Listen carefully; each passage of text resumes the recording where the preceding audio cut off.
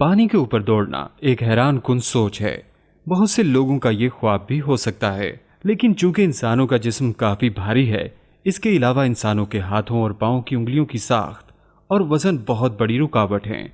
लेकिन छिपकलियों की एक किस्म ऐसी भी है जो पानी पे दौड़ सकती है। ये कैसे पानी पर दौड़ सकती हैं, इसकी वजह जानना जरूरी है। कॉमन बेसिलिस्क नामी छिपकली पानी पर दौड़ सकती है।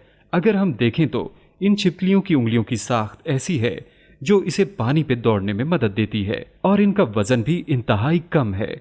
सो ये चीजें इन छिपकलियों को इस काबिल बनाती हैं कि ये पानी पे अपनी गिरफ्त बना सकें। मगर पानी पे दौड़ने के लिए गिरफ्त ही काफी नहीं, इसके लिए रफ्तार होना भी जरूरी है।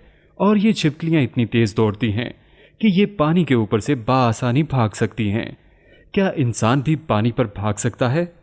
पानी पर भागना एक मुनफरिद, अछूता और हैरान कुन ख्याल हो सकता है।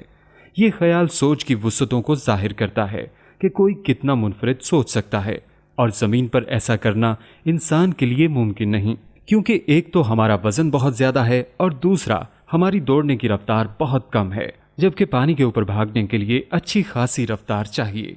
मगर चांद पर जाकर पानी पर चलना और दौड़ना मुमकिन होगा।